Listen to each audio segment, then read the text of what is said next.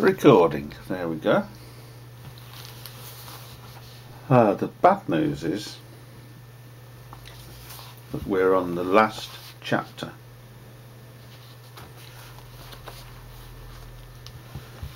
The last chapter.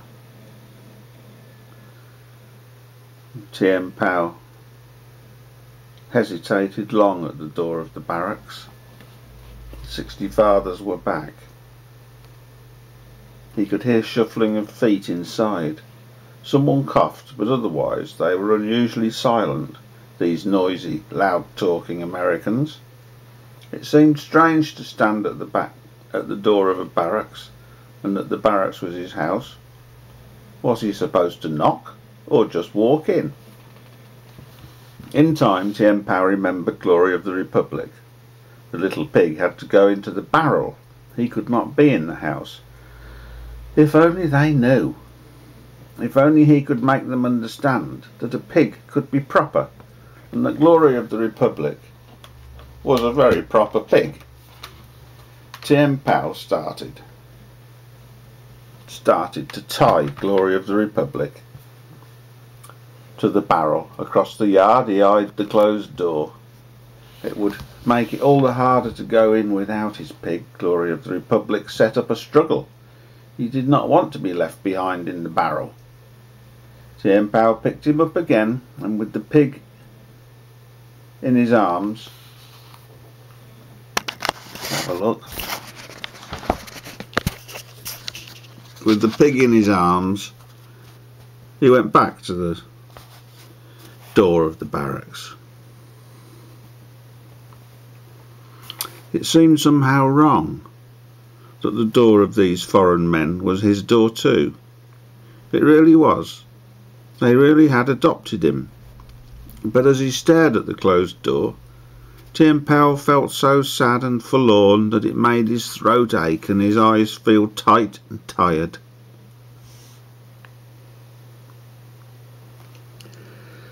He whispered to his pig, trying to get up courage to push the door open. He wished someone would come, so he could go in with him. He turned hopefully at the distant sound of a motor, wanting it to be a jeep with some of the men. That would make it much easier. But the distant motor sound was a fighter plane.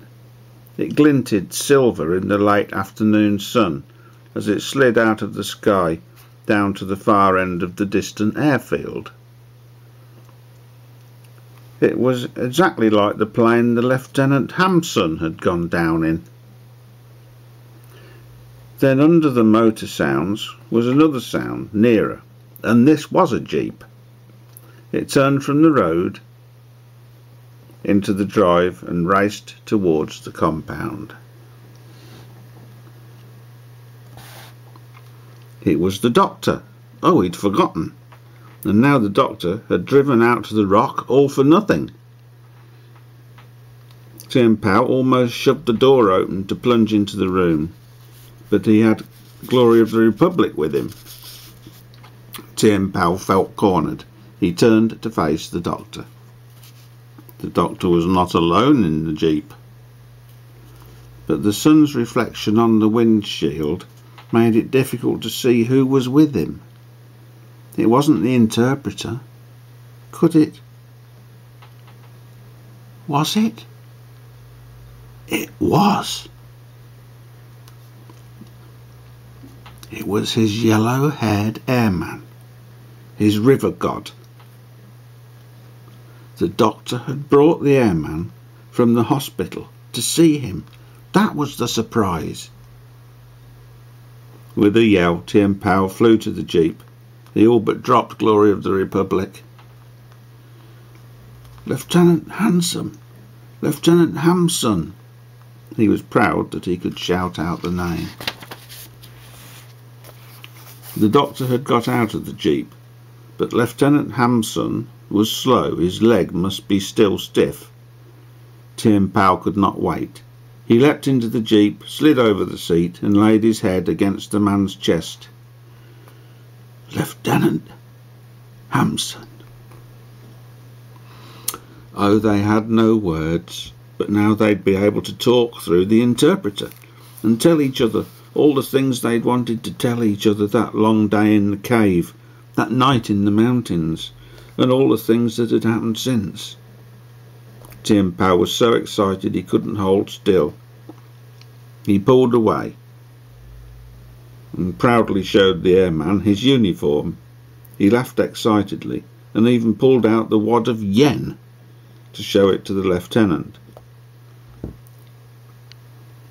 Well, what was left of the yen, I seem to remember he gave a lot of it to a hungry old man. Lieutenant Hans Hamsun said something, but it was suddenly completely lost in the crashing roar of a fighter plane that had seemed to come from nowhere and was skimming tightly over the roof of the barracks. It flashed like silver fire along the roof and was gone in its own roar. Even so, in that flash of a moment, the pilot of the plane must have seen and recognised Lieutenant Hamsun in the jeep, for the plane had waggled its wings and Lieutenant Hamsun had waved at the pilot.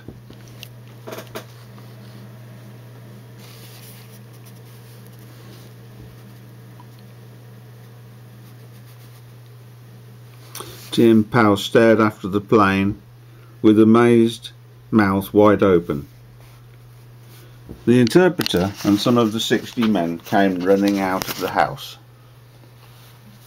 But Glory of the Republic had scuttled under the jeep. "It's called buzzing the barracks," the interpreter called out to Tien Pao in Chinese, proud of his knowledge of such things. Tien Pao hardly heard him. He stared towards where the plane had disappeared almost in the wink of an eye. That quick, that fast. And now there stirred in Tien Pao a great new idea. He laid an urgent hand on Lieutenant Hamsun's arm. Totally forgetting that the man couldn't understand him, he talked earnestly, rapidly, his words tumbling over each other because of the great hope and the great thought that had come to him out of the roaring swiftness of the silver plane that had scraped over the house and had been gone before its sound was gone. Lieutenant Hamsun listened as intensely as Tien Pao talked. Without taking his eyes from Tien Pao's face, he motioned to the interpreter to come close. "It is this," Tien Pao began all over again without interrupting the flood of his words. "It is the hope the swift plane gave me, and if it should fail, then I will gladly be the adopted son of these 60 men. For they are like fathers to me, and the good doctor too. But if the train was swift, the plane is 100 times faster. And as I watched from the rock, the last stragglers passed from Hengyang, and now there will be no more, for I was told that the Japanese have all of Hengyang and are coming on. But those who passed in the night, and those who passed that whole day while I lay sleeping on the rock, are still walking somewhere, and a plane, in all its swiftness, could overtake them in moments. Oh, I am asking much, I know, but it's my father and my mother and my little sister. Could then the Lieutenant Hamsun take me in a plane down the railroad track?"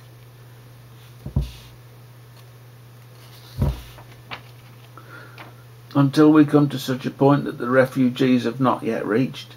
Then I would know. Isn't there still enough daylight left, even after the sun sets, that if my father and mother were not on the railroad track, couldn't the plane still follow the other roads from Hengyang?" Tien Pao was out of breath and aghast at his own desperate boldness to make such an enormous request. All the men were standing round. "It's not that I'm ungrateful," he mumbled, although the interpreter was busy translating what he had said. Then, overcome by the enormity of what he had done, he stared stony-faced at the floor of the jeep while the interpreter's strange words, that were his words, went on and on. Then words flew between Lieutenant Hamsun and the doctor, standing beside the jeep. Tien Pao did not dare look up. Oh, he wasn't ungrateful. He was almost bursting with gratitude and with happiness at seeing Lieutenant Hamson again. But the plane had come over, and the thoughts had come, and the hope. The interpreter must have seen Tien Pao's face turn colours as the two men argued, for he said in a low voice, "The Lieutenant Hamson wants to do just what you said right now, but the doctor won't let him because of his hurt leg, even though the doctor agrees that it ought to be done. He wants someone else to do it, but the lieutenant won't hear of it. He insists he is the one to do it, since you so greatly helped him."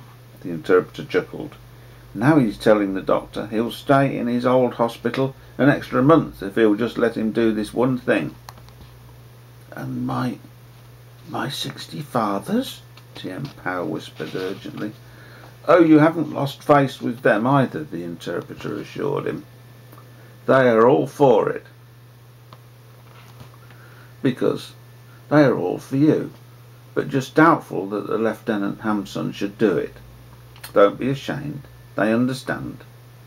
Master Sergeant Wilson just said it to you. He said, 'You're all right, Tien Pao,' and that means much in the language of the Americans." Tien Pao quickly glanced at the sergeant, and Sergeant Wilson winked at him and nodded. At that moment, the doctor suddenly shoved Tien Pao over and got behind the wheel of the jeep. The jeep roared, and Glory of the Republic shot from under it. But Sergeant Wilson caught the little pig neatly between his legs and handed him to the interpreter, who got into the back of the jeep, and there he sat with the pig in his lap.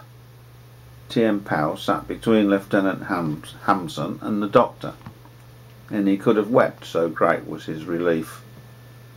To prevent it, he started babbling to Lieutenant Hamson, telling him all the things that he had wanted to say from the first time they had met. The interpreter leaned over Glory of the Republic and listened and translated. They had so much to tell each other that without Tien Pao's noticing it, they arrived at the airfield. The jeep stopped, and there stood a small plane near a building. Lieutenant Hamson climbed carefully down from the jeep and limped to the building. That was to get clearance and permission to take the plane up, the interpreter knowingly explained to Tien Pao. The doctor had also gone into the building, but now he came back with a sandwich and milk for Tien Pao, and a whole dozen bananas for Glory of the Republic. He grunted at the little pig and teased him with a banana, but then with a quick smile for Tien Pao, he walked away. Lieutenant Hamson emerged from the building and motioned Tien Pao and the interpreter to the plane. When he noticed the doctor was gone, he almost ran to the plane with Tien Pao. There was enough room for all of them on the small plane. "This is not a fighter, this is a Beechcraft," the interpreter explained, "but you'll be able to see better, and it is swift enough so that we can easily cover the railroad track and also the 2 dirt roads leading from Hengyang long before darkness falls."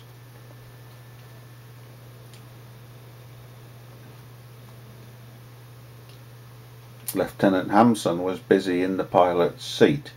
Glory of the Republic was busy eating the last peel of the last banana.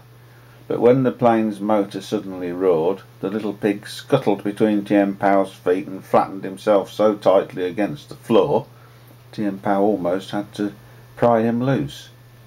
He hoisted the little pig to his lap. By that time the plane was already running like a possessed thing across the flat field. Tien Pao held Glory of the Republic up to the window. The little pig got a wild look in his eyes and shrank back when he saw the speed at which a building, standing trucks and a mountainside rushed by. He had clenched his teeth down on the banana peel in his first scare, and it still hung limp from his mouth, and his scared ears flapped as limply as the banana peel. Tien Pow's own throat felt too narrow and too full as suddenly the plane bounced up, took another higher bounce, and was a thing of earth no more.